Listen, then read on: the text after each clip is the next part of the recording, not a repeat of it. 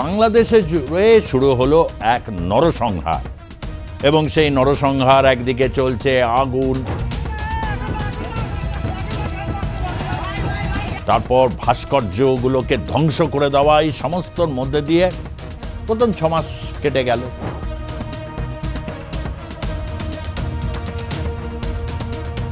Group D চাকরি পাবার যাদের যোগ্যতা নেই তারা বসে বসে প্রিন্সিপালের নিয়োগ দিচ্ছে।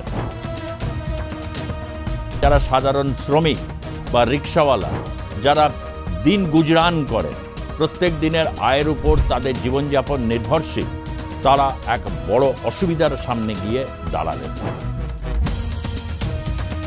তার কারণ একটা ভয়ঙ্কর একটা অচলাবস্থার সামনে গিয়ে বাংলাদেশ দাঁড়াতে চলেছে। এবং তাহলে নাগরিক পরিষেবার কি হবে? 25শে মার্চ যে অপারেশন সার্চ লাইট করেছিল পাক বাহিনী, তাতে বেছে বেছে বুদ্ধিজীবীদের খতম করেছিল। উদ্দেশ্য ছিল এটাই, বাংলাদেশকে বুদ্ধিজীবী শূন্য করে দিলে এটি একটি অবয়ব মাত্র থাকবে। তারপর আসছে বিভিন্ন রকম, এখন সকলেই বাংলাদেশে বলছেন, কেউ কিছু হচ্ছে, কাউ তোলাবাজি করতে গেলে সমন্বয়ক আমি একজন গিয়ে বিভিন্ন কারখানার ভেতরে ঢুকে পড়ছে, তোলা চাইছে, টাকা বান্ডিল বান্ডিল টাকা তারা চাইছে। যেখানে শ্রমিকদের পেমেন্ট করতে হবে, উদয়স্ত পরিশ্রম করে যারা মেশিনটাকে চালু রাখছে তাদের হকের টাকা থেকে টাকা তুলে নিয়ে চলে যাচ্ছে।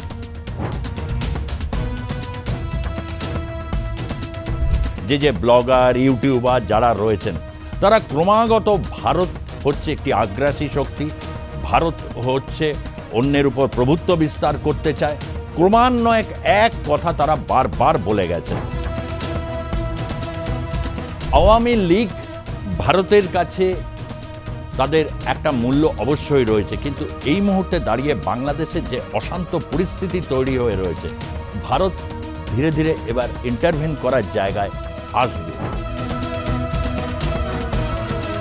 পাকিস্তানের তো এই বিষয়ে কোনো নম্বরই নেই পাকিস্তানের, কেননা সেখানে কোনো প্রধানমন্ত্রী 5 বছর শাসনকাল অন্তত চালাতে পারেনি।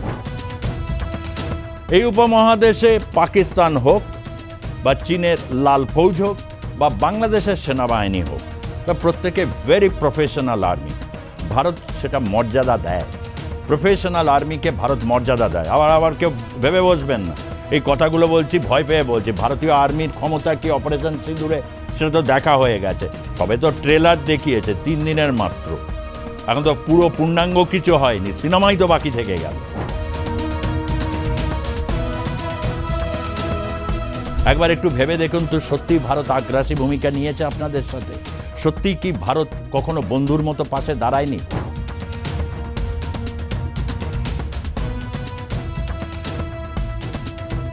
সত্যি কি পাকিস্তান মন থেকে কখনো আপনাদেরকে ভালোবেসেছে? সত্যি কি পাকিস্তান আপনাদের জন্য বৈষয়িক কোনো উন্নতি আনতে পেরেছে? তাহলে কেন এই ভারত বিদ্বেষকে অবলম্বন করে একটা বৃহৎ সংখ্যক মানুষকে এইভাবে তাতিয়ে দিল? বাংলাদেশের প্রখ্যাত লেখক এবং মহান চিন্তক আহমেদ ছপা একবার একটা খুব গুরুত্বপূর্ণ কথা বলেছিলেন বাংলাদেশের আওয়ামী লীগ প্রসঙ্গে। তার বক্তব্য ছিল, আওয়ামী লীগ যখন জেতে সে শুধু নিজে জেতে, আর আওয়ামী লীগ যখন হেরে যায় গোটা বাংলাদেশকে নিয়ে হেরে যায়। তার এই একটি কথাতেই আজকের সময়টাকে খুব ভালোভাবে বুঝতে সুবিধা হয়। কথাটা তার অনেক দিন আগেকার, অতীতের ইতিহাসও তাই দিকেই হয়তোবা নির্দেশনা দেয়, যে কারণে তার এই বক্তব্যটা বাংলাদেশের বিভিন্ন মহলে খুব চালু। বিভিন্ন মহল বলতে আমি যারা বাংলাদেশের রাষ্ট্র ব্যবস্থা, রাষ্ট্রের যে চিন্তন মনন নিয়ে যারা লেখালেখি করেন বলেন, সেই সলিমুল্লাহ খানই হোক বা আরও অনেকে রয়েছেন যারা আহমেদ ছপারকে একটা আন্তর্জাতিক পরিচিতি দেওয়ার ক্ষেত্রে বিভিন্ন সেমিনার, ভাষণ তারা দিয়েছেন। এবং আহমেদ ছপার এই বক্তব্যে এখনকার আলোকে যদি আমরা দেখি, আওয়ামী লীগকে 5ই আগস্ট শেখ হাসিনা চলে গেলেন, একের পর এক নেতা আত্মগোপন করলেন, কাউকে কাউকে দেখা গেল একেবারে জনতার সামনে যাদেরকে ছেড়ে দেওয়া হয়েছে তাদের তো খুব বিচ্ছিরিভাবে প্রাণ গেল, আর বাদবাকি কেউ সীমানা পেরিয়ে ভারতে আশ্রয় নিলেন, কেউ কেউ অন্যান্য দেশে ছড়িয়ে ছিটিয়ে গেলেন, কেউ কেউ এক জেলা থেকে অন্য জেলা, সেই জেলা থেকে তস্য জেলা থেকে অমুক জেলা, এই করে তারা এক ভ্রাম্যমান জীবনযাপন করছেন। এবং বাংলাদেশে জুড়ে শুরু হলো এক নরসংহার, এবং সেই নরসংহার একদিকে চলছে আগুন, তারপর ভাস্কর্যগুলোকে ধ্বংস করে দেওয়া, এই সমস্তর মধ্যে দিয়ে প্রথম 6 মাস কেটে গেল। তারপর আস্তে আস্তে বাংলাদেশের যে অর্থনীতি একটু ঘুরে দাঁড়াবে, বাংলাদেশে চাকরি বাকরি হবে, বৈষম্য চলে যাবে, কোটা কোথাও থাকবে না, একেবারে প্রতিযোগিতামূলক পরীক্ষার মাধ্যমে নিয়োগ হবে। খুব ভালো ব্যবস্থা তো, সেটা করাতে তো কোনো অসুবিধা ছিল না। কিন্তু সেই সমস্ত গেল না। দেখা গেল হচ্ছে যারা সমন্বয়ের থেকে উপদেষ্টা হলেন বা বিভিন্ন ক্ষেত্রে বড় বড় পদে যারা অভিষিক্ত হলেন, তাদের জন্যে মোটা মোটা তোফা, আহা, তারা কেউ টেন্ডার বিলি করতে শুরু করলেন, কেউ চালু করে দিলেন হচ্ছে মনোনয়ন বাণিজ্য, এখানে একে বসানো হবে, সেখানে তাকে বসানো হবে। যারা সামান্য একটা পরীক্ষা দিয়ে একেবারে গ্রুপ ডি চাকরি পাবার যাদের যোগ্যতা নেই, তারা বসে বসে প্রিন্সিপালের নিয়োগ দিচ্ছেন। এইরকম একটা অবস্থা তৈরি হলো। মাছর ন্যায় বড় বড় মাছ যেরকম ছোট ছোট মাছকে গিলে ফেলে, ঠিক সেরকমই পরিস্থিতি তৈরি হলো। ছোট ছোট ব্যবসায়ীরা প্রথম এই ঝড়ে উৎখাত হলেন। তারপর হচ্ছে যারা সাধারণ শ্রমিক বা রিক্সাওয়ালা, যারা দিন গুজরান করেন, প্রত্যেক দিনের আয়ের উপর তাদের জীবনযাপন নির্ভরশীল, তারা এক বড় অসুবিধার সামনে গিয়ে দাঁড়ালেন। এখনকার পরিস্থিতি দেখুন, যখন আওয়ামী লীগকে নিষিদ্ধ ঘোষণা করা হলো, এই নিষিদ্ধ ঘোষণা করার ক্ষেত্রে একটা কিন্তু কনফিউশন তৈরি হয়েছে।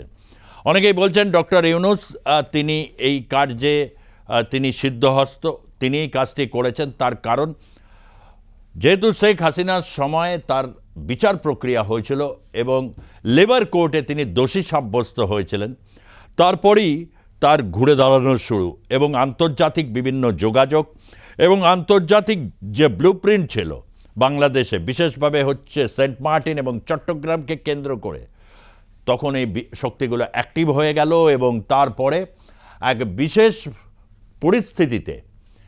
পরিস্থিতিতে শেখ হাসিনা পালিয়ে গেলেন এবং আওয়ামী লীগ ধসে গেল।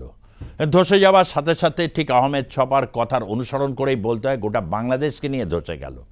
আজ বাংলাদেশের কি পরিস্থিতি? এই মুহূর্তে গ্রামীণ এলাকাগুলোতে বিদ্যুৎ পরিষেবা ব্যাহত হচ্ছে। এরপরে নাগরিক জীবনে শুরু হবে নানাবিধ অসুবিধা। তার কারণ যারা সরকারি চাকরি করেন, 17 লক্ষ যারা সরকারি চাকরিজীবী রয়েছেন, তারা আন্দোলনে নেমে পড়েছেন। রবিবার দিনও তাদের আন্দোলনের ঝাঁঝালো রূপ দেখেছে ঢাকাবাসী।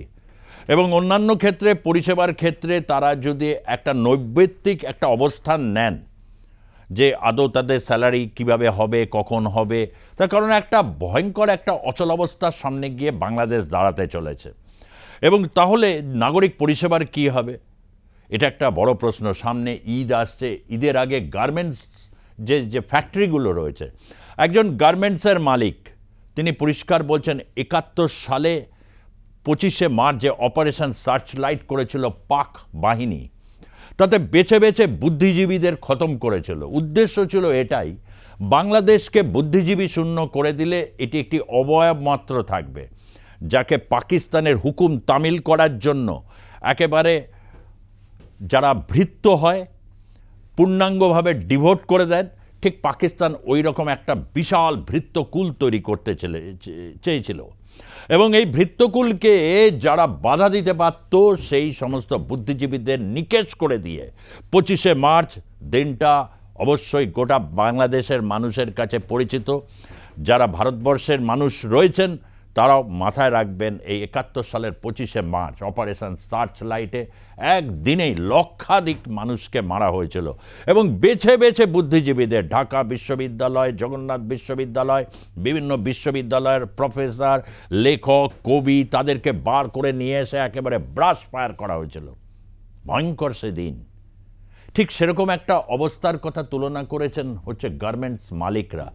তারা বলছেন যে সুতোর ক্ষেত্রে ভারতের নিষেধাজ্ঞা, গার্মেন্টসের ক্ষেত্রে নিষেধাজ্ঞা, তারপর আসছে বিভিন্ন রকম, এখন সকলেই বাংলাদেশে বলছেন, কেউ কিছু হচ্ছে, কাউর তোলাবাজি করতে গেলে সমন্বয়ক আমি একজন গিয়ে বিভিন্ন কারখানার ভেতরে ঢুকে পড়ছে, তোলা চাইছে, টাকা বান্ডিল বান্ডিল টাকা তারা চাইছেন, যেখানে শ্রমিকদের পেমেন্ট করতে হবে, উদয়স্ত পরিশ্রম করে যারা মেশিনটাকে চালু রাখছে তাদের হকের টাকা থেকে টাকা তুলে নিয়ে চলে যাচ্ছে। তারপর নির্দিষ্ট সময় মতো স্বাভাবিকভাবে মালিকরা পেমেন্ট করতে পারছেন না। এত বাধা অতিক্রম করে তারা লাভের মুখ দেখবেন কি করে? ফলে লাভহীন অবস্থায় তারা এখন তাদের সংস্থা চালাচ্ছেন। এইভাবে কি কোনো দেশের অর্থনীতি দাঁড়ায়?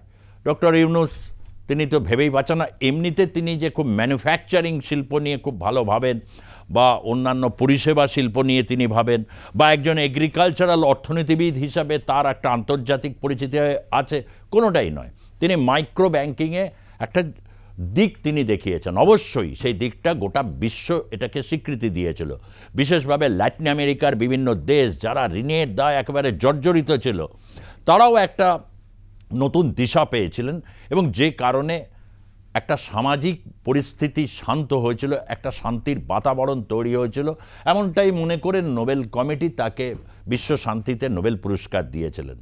এটুকুই দিত, কিন্তু তার ম্যানুফ্যাকচারিং বা এসব তো অভিজ্ঞতা তার নেই। তিনি একটা বিষয়ে অবশ্য বলেছেন, এবং যেটাকে কেন্দ্র করে একটা লজিক তিনি তৈরি করেছেন। লজিক মানে নিশ্চয়ই বুঝতে পারছেন যে চট্টগ্রাম বন্দর বাংলাদেশের অর্থনীতির হৃৎপিণ্ড হিসাবে তিনি এটিকে উল্লেখ করেছেন। খুব ভালো কথা, নিশ্চয়ই চট্টগ্রাম বন্দর অত্যন্ত আধুনিক হয়ে উঠবে, আরও অনেকগুলো ওখানে বার্থ তৈরি হবে, অনেক বার্জ সেখানে আসবে, বিভিন্ন দেশি বিদেশি বিভিন্ন জাহাজ এসে সেখানে নোঙর করবে, মাল খালাস হবে, এটা কে না চায়। এবং তিনি এই কাজে প্রবৃত্ত হবার আগে দেশবাসীর তিনি জনমত বা আস্থা তিনি কি অর্জন করতে পেরেছেন? অর্জন করতে পারেননি। তার কারণ এমনিতেই সংসদ নেই, সংসদে যে কোনো বিষয় নিয়ে ডিবেট হবে সে ডিবেটের কোনো পরিস্থিতি নেই। তারপর সংসদবিহীন অবস্থায় তিনি সিদ্ধান্ত নিলেন কোনো আমেরিকান কোম্পানিকে তিনি এই বন্দর লিজ দেবেন। হয়তো ঘটনাটা ছোট, কিন্তু আজকের পরিস্থিতিতে দাবানলের মতো রটে গেল যে চট্টগ্রাম বন্দরই বিক্রি হয়ে যাচ্ছে। স্বাভাবিকভাবে যে কোনো মানুষ এতে একটু ঘাবড়ে যাবেন, এবং তার আগে চট্টগ্রাম থেকে সেন্ট মার্টিন যে খুব একটা বেশি দূরে নয় সেটা তো ম্যাপ খুললেই বোঝা যায়। যারা বাংলাদেশে থাকেন তারা তো জানেন, মাঝে মধ্যে চট্টগ্রাম সেন্ট মার্টিন অনেকে ঘুরতে যান, এটা বাংলাদেশে অত্যন্ত জনপ্রিয় ট্যুরিস্ট স্পট। সেই সেন্ট মার্টিনে যখন বন্ধ করে দেওয়া হলো, যে কোনোভাবে বাংলাদেশিরা কিন্তু সেখানে আর প্রবেশাধিকার নেই, তখন এটা বোঝা গেছিল এবং সকলের কানে বাজছিল শেখ হাসিনার সেই কথা যে সেন্ট মার্টিন আমি বিক্রি করতে চাইনি বা দেশের সম্পদ তুলে দিতে চাইনি বলে আমাকে চলে যেতে হলো। খুব সহজ সরল সোজা সাপটাভাবে তিনি এই কথাগুলো বারবার বলেছেন। অডিও ক্লিপগুলো আজও সেগুলো জ্বলন্ত হয়ে রয়েছে, এবং বিভিন্ন সময় ইউটিউবে গেলে এগুলো খুঁজে পাওয়া যায়। সুতরাং কি দাঁড়ালো?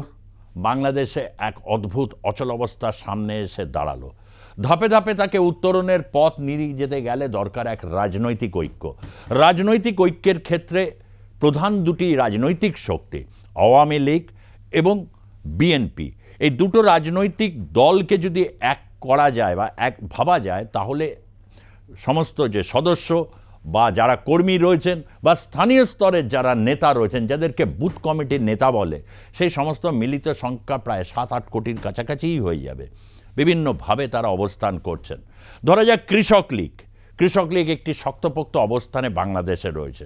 বিরাট যে ঝড় চলছে শহরগুলোতে, বিভিন্নভাবে অবরোধ, মিছিল, অগ্ন্যুৎপাত, বিভিন্ন রকম যে ঘটনাগুলো ঘটছে, গ্রামীণ জীবন কিন্তু আপাতভাবে কিন্তু সেখানে একটা শান্তি রয়েছে এবং তারা উৎপাদন ক্রিয়ায় ব্যস্ত রয়েছে। নচেত বাংলাদেশে এতক্ষণে হয়তো ব্রেকিং নিউজের মতো টেলিভিশন চ্যানেলগুলোতে আছড়ে পড়তো যে বাংলাদেশে এখন ভয়ঙ্কর অবস্থা চলছে, দুর্ভিক্ষ লেগে গেছে। কিন্তু তারা কোনো রকমে বাঁচিয়ে রেখেছেন। বাংলাদেশের বিভিন্ন ব্যবসায়ী গোষ্ঠীর এই চরম দুরবস্থার মধ্যেও তারা কিন্তু কোথাও একটা জায়গায় লড়াই করছেন। আজ তাদের অবস্থা বা শ্রমিকদের অবস্থা প্রায় কাছাকাছি জায়গায় এসে গেছে। তারা যে একটা চিন্তাভাবনা করবেন, যে নতুন একটা বিনিয়োগ পরিস্থিতি তৈরি করবেন, সেসব তো ক্রমশ ধূসর হয়ে উঠছে। এই রকম যখন অবস্থা হয় কোনো দেশে, সবচেয়ে বেশি আঘাত পায় হচ্ছে বিনিয়োগ। কেন বিদেশিরা বিনিয়োগ করেন হচ্ছে সেখানেই, বিদেশিদের বিনিয়োগকারীদের কাছে দুটো জিনিস সবসময় মাথায় চিন্তার মতো থাকে। এক হচ্ছে কোনো দেশে যদি একটা বৈপ্লবিক পরিস্থিতি তৈরি হয়, তার কারণ বৈপ্লবিক পরিস্থিতি কি হবে না হবে, বা পুঁজি সেখানে আটকে যাবে কি না, বা হচ্ছে যে টাকা ইনভেস্টমেন্ট হয়ে গেছে সেটা তামাদি হয়ে যাবে কি না, এটা মাথায় থাকে। আর দুই হচ্ছে নৈরাজ্য, যেটাকে অ্যানার্কি বলে। অ্যানার্কি হলে অর্থনীতির উপর এক বিরাট চাপ পড়ে, কোনো জায়গায় পণ্য আটকে থাকে, নির্দিষ্ট সময় ডেলিভারি হয় না, ফলে যারা ক্রেতা তার আস্থা তাদের উপর থেকে চলে যায়। বাংলাদেশের ঠিক এখন এই মুহূর্তে এইরকম একটা অবস্থা এসে দাঁড়িয়েছে। ভারতের সাথে যে বিদ্বেষ, এই ভারত বিদ্বেষের একটা ঐতিহাসিক ভিত্তি রয়েছে। আমি যেহেতু শুরু করেছিলাম আহমেদ ছপাকে নিয়ে, আহমেদ ছপার প্রচুর লেখাপত্র যদি আমরা দেখি, বাংলা সাহিত্যের একটা যে বিকাশ ঘটেছে এবং বাংলাদেশের ক্ষেত্রেও সেই বিকাশ একেবারে সমানই বলা যেতে পারে। রবীন্দ্রনাথ ঠাকুর নোবেল পুরস্কার পাওয়ার পর তখন তো একটা অখণ্ড বাংলা বা অখণ্ড ভারতই ছিল। তারপরে বাংলা সাহিত্যের উপর একটা বড় প্রভাব পড়ে এবং তার আগে বঙ্কিমচন্দ্র চট্টোপাধ্যায়ের কথা এক্ষেত্রে বলতেই হবে।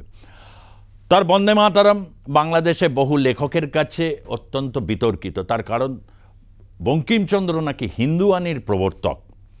কথাটা এক পেশে শুনতে লাগলো, এই নিয়ে বিতর্ক থাকতেই পারে, বিতর্কে কোনো অসুবিধা নেই। তার কারণ সন্ন্যাসী বিদ্রোহকে কেন্দ্র করে আনন্দমঠ বা তার রাজসিংহ, এগুলোর মধ্যে একটা হিন্দু ধর্ম বা হচ্ছে উইপানাইজিং অফ হিন্দুত্ব, যেটাকে এখন খুব চালু শব্দ বা কিওয়ার্ডস বলা যেতে পারে, লেখাপত্রের মধ্যে তার এরকম ছিল, যে কারণে আহমেদ ছপাই হোক বা হচ্ছে সলিমুল্লাহ খানের মতো লেখক এবং ক্রিটিক হোক, তারা এই ব্যাপারগুলোকে তারা বরাবর কিন্তু একটা আদর্শের নিরিখে একটা বিতর্কের পরিসরে তারা নিয়ে এসেছেন, যেটাকে একাডেমিক স্তর ছাড়িয়েও বিভিন্ন মানুষের কাছে আদৃত হয়েছিল। কোনো সমস্যা তো হয়নি। কিন্তু সমস্যা তখনই হয় যখন মৌলবাদীরা সরাসরিভাবে ধর্মের নামে রাজনীতিতে এসে যায় এবং সেই রাজনীতির পুরো ন্যারেটিভটাকে তারা নিয়ন্ত্রণ করার চেষ্টা করে, তখন হয়ে যায় বিপর্যয়। তখন আর সেটা সাহিত্য বা মনন জগতের মধ্যে আর আবদ্ধ থাকে না, সেটা চলে আসে হচ্ছে বৈশ্বিক জগতে এবং কূটনৈতিক স্তরে পর্যন্ত এটার একটা প্রভাব পড়ে। না হলে দেখুন, এই যে কিছুদিন আগে বিদেশ সচিব জসিমউদ্দিনকে সরিয়ে দেওয়া হলো, তিনি একজন মডারেট ব্যক্তি ছিলেন। বা তৌহিদ হোসেন, তিনি তো সত্য কথা বলেছিলেন যে মানবিক করিডর নিয়ে যা সিদ্ধান্ত হবার হয়ে গেছে, এর থেকে আর পেছনোর জায়গা নেই। কিন্তু তারপরে যখন পরিস্থিতি কেন বিগড়ে গেল, এই পরিস্থিতির মধ্যে এই সময়ে যারা ন্যারেটিভটাকে যারা নিয়ন্ত্রণ করতে চাইছেন, জামাত শিবির হোক বা হচ্ছে ইসলামী ঐক্যজোটের দিকে হোক, মূলত জামাত ইসলামকেই ধরতে হবে এবং তাদের স্নেহধন্য যে ব্লগার ইউটিউবার যারা রয়েছেন, তারা ক্রমাগত ভারত হচ্ছে একটি আগ্রাসী শক্তি, ভারত হচ্ছে অন্যের উপর প্রভুত্ব বিস্তার করতে চায়, ক্রমান্বয়ে এক কথা তারা বারবার বলে গেছেন, কোনো রকম যুক্তি বা রেফারেন্স ছাড়া। তারা বলেছেন মেট্রো রেল, সেটা নাকি বাংলাদেশে যা হয়েছে ওটা নাকি ভারতের সৌজন্যে হয়েছে, ভারত তাতে লাভবান হয়েছে। পদ্মা সেতু, বাংলাদেশের মানুষ পদ্মার উপর দিয়ে যাতায়াত করবেন, লাভ হয়েছে নাকি যাতে ভারত তার থেকে ক্ষীর মাখন সব তুলে নিয়েছে। ক্রমাগত তারা এগুলো বলে গেছেন এবং তারপর উস্কে দিয়েছেন। এই যে উস্কে দেওয়ার কাজটা, উস্কে দিয়েছেন কি, যে ভারতের সমস্ত পণ্য বাংলাদেশের বাজার ছেয়ে ফেলেছে, সেখানে চীনা পণ্য তারা অবশ্য দেখতে পাননি, শুধু ভারতীয় পণ্য দেখেছেন এবং ভারতীয় পণ্য বয়কট করতে হবে, সেই জিগিরটা তারা তুলে দিলেন। এই জিগিরে বাংলাদেশের মানুষ কিন্তু তাতেনি, কিন্তু আওয়ামী লীগ তারা এই সমস্ত বিষয়গুলোকে কোনো আমলই দেয়নি। তখন মনে হতো যে আওয়ামী লীগ কি কোনো রকম কোনো কিছু তারা করছে না, তারা কি তাদের যারা কর্মী বা হচ্ছে যারা ডিজিটাল মাধ্যম দেখেন, আওয়ামী লীগের বিভিন্ন যে সেলগুলো রয়েছে, তারা কি ইনঅ্যাক্টিভ হয়ে পড়েছেন? তারা কি শুধু এটাই বোঝেন পরিস্থিতি বিগড়ে গেলে মাথায় হেলমেট চাপিয়ে হাতে ডান্ডা নিয়ে সব ঠান্ডা করে দেবো, এরকমই মানসিকতায় তারা চলেন? তাদের কি কোনো রাজনীতি নেই? সরকারে থাকতে গেলে এবং সরকার যদি দীর্ঘস্থায়ী করতে হয় তাহলে তার একটা রাজনীতি থাকতে হবে।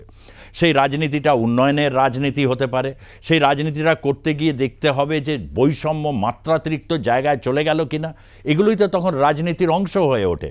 আওয়ামী লীগ এগুলো কি বুঝতে পারেনি নাকি ইন্টেলিজেন্স ফেলিয়ার, ইন্টেলিজেন্স অফিসার থেকে পুলিশ অফিসার বা যারা সেখানকার আধা সামরিক বাহিনী যারা কর্তা ব্যক্তি, তারা কি ভোগ বিলাসে মত্ত ছিলেন যে কারণে এই যে তলে তলে মানুষের ভেতরে যে ক্ষোভ ধুমায়িত হয়েছে, সেই ক্ষোভকে যে একটা নির্দিষ্ট জায়গায় পরিচালনা করার জন্য ক্যাটালিস্ট হিসাবে বিভিন্ন বিদেশি শক্তিগুলো বসে রয়েছে, তারা এগুলো কখনো গেস করেননি। তাই আওয়ামী লীগ ভারতের কাছে তাদের একটা মূল্য অবশ্যই রয়েছে, কিন্তু এই মুহূর্তে দাঁড়িয়ে বাংলাদেশের যে অশান্ত পরিস্থিতি তৈরি হয়ে রয়েছে, ভারত ধীরে ধীরে এবার ইন্টারভেন করার জায়গায় আসবে, তাকে আসতেই হবে। ইন্টারভেনটা তাদের করতে হবে যে একটা নির্বাচন দরকার, কারণ ভারতের কাছে সবচেয়ে নিকট প্রতিবেশী হিসাবে বাংলাদেশ আর ওইদিকে রয়েছে পাকিস্তান।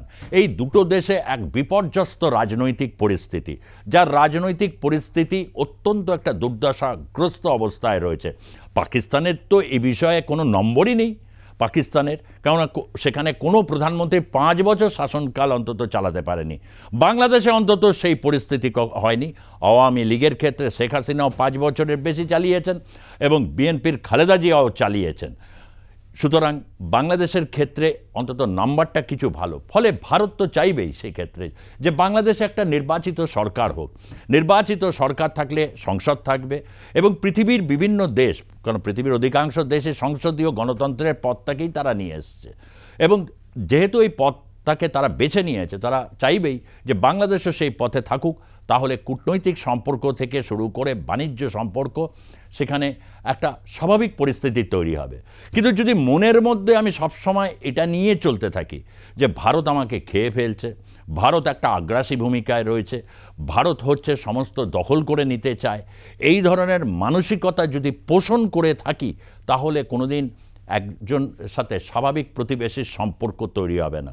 বাংলাদেশের যে কোনো ছোট মেজো সেজো বড় যে কোনো ধরনের নেতার একটাই বয়ান, ভারত আগ্রাসী, ভারত হচ্ছে কর্তৃত্ববাদ কায়েম করতে চায়, কিন্তু প্রতিবেশী হিসাবে তারা যদি আমাদের সঙ্গে বন্ধুর মতো সম্পর্ক করতে চায়, তাহলে আমরা বন্ধুর মতো সম্পর্ক করব, কিন্তু কর্তৃত্ব দেখাতে এলে তাদেরকে উপযুক্ত জবাব দেব। দুটো বয়ান একসাথে চালাচ্ছে, কোনটা আমরা ধরে নেব? বন্ধুত্বের মতো থাকলে বন্ধুত্বের শর্ত থাকে, কেউ যদি কখনো একটু কর্তৃত্ববাদী আচরণ করে তাকে সমঝে দেওয়া যায়। শেখ হাসিনাও ভারতের অনেক ক্ষেত্রে সমালোচনা করেছেন, বিভিন্ন ক্ষেত্রে ভারতের সব শর্ত তিনি মেনে নিয়েছিলেন। মনে পড়ছে সে ঐতিহাসিক গ্যাস যেটা নিয়ে ভারতের শোনা যায় ভারতের একটা চাপ ছিল, তিনি কি মেনে নিয়েছিলেন? বা তিনি কি সেন্ট মার্টিন নিয়ে মেনে নিয়েছিলেন? যত দিন যাবে সেন্ট মার্টিনে এই যে আজকে দেখা যাচ্ছে বিভিন্ন কুচকাওয়াজ নাকি সেখানে হচ্ছে, সেখানে নাকি ফায়ার ফাইটিং হবে, এখানে মানে সেখানে আমেরিকান ইংলিশ তারা এসছেন দেয়ার প্র্যাকটিসিং, এবং সেখানে বাংলাদেশের যারা রয়েছেন তারাও সেখানে গিয়ে তাদের সাথে যৌথ মহড়া দেবে। এর থেকে আনন্দের কি আছে? ভালো তো। কিন্তু শেখ হাসিনা কি বলেছিলেন? যে বাংলাদেশের এই তো ছোট একটা দেশ, তার সার্বভৌমত্ব, তার ভৌগোলিক অখণ্ডতা বজায় রাখার স্বার্থে কোনোদিন আওয়ামী লীগ আপোষ করবে না। তারা কি আপোষ করেছে? না ভারত ওটা খেয়ে নিল?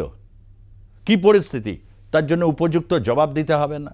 এই সব ব্যাপারে ডক্টর ইউনূস বা তার পুরো সাঙ্গপাঙ্গ যে বাহিনীটা রয়েছে, তারা তখন মুখে কুলু পাটে। যদি এরকম বয়ান আসে তখন তারা বলবেন আমাদের দেশের ব্যাপার আমরা ঠিক করব, আপনারা কেন নাক গলাচ্ছেন? আপনাদের দেশের ব্যাপার আপনারা ঠিক করবেন, আপনাদের দেশে বাদবাকি যারা রয়েছে তাদের বক্তব্য নেই? আপনারা তো নির্বাচিতই নন, নির্বাচনে দাঁড়ান, নির্বাচনে জিতুন, সংসদ গঠন করুন, তারপর না হয় বলা যাবে যে ভারত কেন এই ব্যাপারে নাক গলাচ্ছে। তার আগে অবধি আপনারা বলেন কি আপনাদের হক আছে বলার? প্রশ্ন তো অনেক, উত্তর তো দিতে হবে। না উত্তর না দিয়ে কেটে পড়বেন, অত সোজা হবে না, কেন সেনাবাহিনী একটা এন্টিটি। এই উপমহাদেশে পাকিস্তান হোক বা চীনের লাল ফৌজ হোক বা বাংলাদেশের সেনাবাহিনী হোক, তা প্রত্যেকে ভেরি প্রফেশনাল আর্মি। ভারত সেটা মর্যাদা দেয়, প্রফেশনাল আর্মিকে ভারত মর্যাদা দেয়। আবার কেউ ভেবে বসবেন না এই কথাগুলো বলছি ভয় পেয়ে বলছি। ভারতীয় আর্মির ক্ষমতা কি অপারেশন সিঁদুরে, সেটা তো দেখা হয়ে গেছে, সবে তো ট্রেলার দেখিয়েছে 3 দিনের মাত্র, এখন তো পুরো পূর্ণাঙ্গ কিছু হয়নি, সিনেমাই তো বাকি থেকে গেল। কিন্তু সে যাই হোক, একটা শান্তির বাতাবরণ সত্যি কি ডক্টর ইউনূস চাইছেন? তিনি কি সত্যি পদত্যাগ করতে চাইছেন, না পদত্যাগের বাহানায় তার যে কাজ তিনি কিছু করতে চাইছেন যেটা তিনি করে উঠতে পারছেন না? কি তার সংস্কার পরিকল্পনা, সেটা তো অন্তত খুলেআম বলতে হবে। জুলাই বিপ্লবের যে ইস্তেহার তো পেছোতে পেছোতে শোনা যাচ্ছে নাকি এবছর জুন মাসে হবে। আদৌ সেই ইস্তেহারে কী বা লিখবেন? হয়ে গেছে তো অনেক কিছু, তাদের তো এক্সপোজ। অনেকে একটা রাজনীতিতে কথা আছে না, টেস্টেড এবং ট্রাস্টেড। যে রাজনৈতিক দলকে মানুষ টেস্ট করেনি তাকে ট্রাস্ট করবেই নি বা কী করে, বা যাকে ট্রাস্ট করেছেন তার মানে তাকে টেস্ট করেছেন। বাংলাদেশে তো এই পরিস্থিতি এখন রয়েছে। সেখানে তো নেতা যারা রয়েছেন এনসিপির, তথাকথিত নেতা যারা রয়েছেন, বা যারা অন্যান্য রাজনৈতিক দলের নতুন যারা নেতৃত্বে উঠে আসেন, বাংলাদেশে তো এখন প্রচুর রাজনৈতিক দল হয়ে গেছে, কিংস পার্টি যাদেরকে বলে, তো তারা তো টেস্টেড নয়, তা ট্রাস্টেড কী করে হবেন?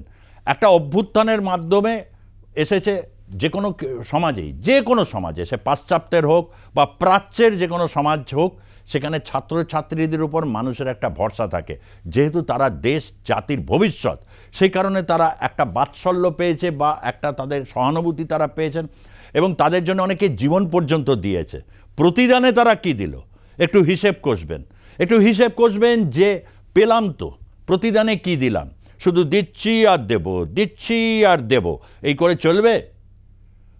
সংস্কার চাই, সংস্কার চাই। আরে সংস্কার সারা পৃথিবী যেদিন জন্ম হয়ে এই যে গুহামানব থেকে মানুষ যখন এলো, সভ্যতা যখন হলো, তখন থেকেই সংস্কার চলছে। সংস্কার চিরকালই হয়। একটা উৎপাদন ব্যবস্থা যখন ক্ষয়প্রাপ্ত হয়ে নতুন উৎপাদন ব্যবস্থায় যেতে হয়, তখন এক বড় সংস্কার করতে হয়। কিন্তু এই ক্ষেত্রে সংস্কারটা কি?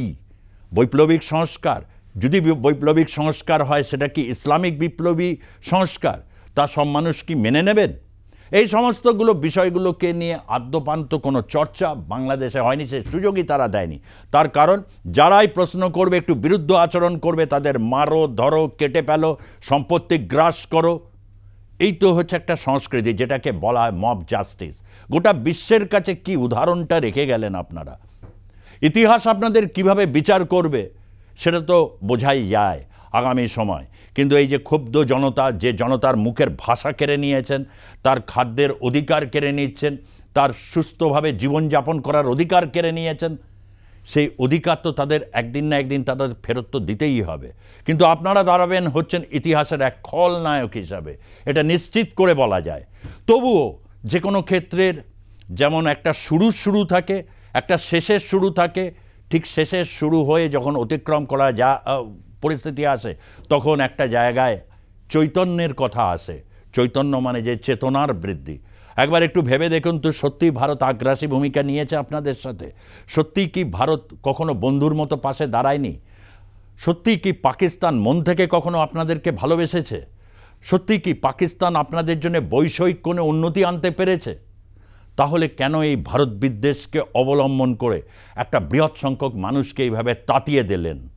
ভাববেন এই বিষয়টা। আজকের মতো অ্যাকশন রিয়াকশন এই পর্যন্তই থাকছি। অবশ্যই আপনারা ভালো থাকবেন। কঠিন সংকটময় মুহূর্তে ভালো থাকাটা অভ্যাস সকলকে করতে হয়। সুস্থ থাকবেন এবং সতর্ক থাকবেন। ধন্যবাদ, নমস্কার।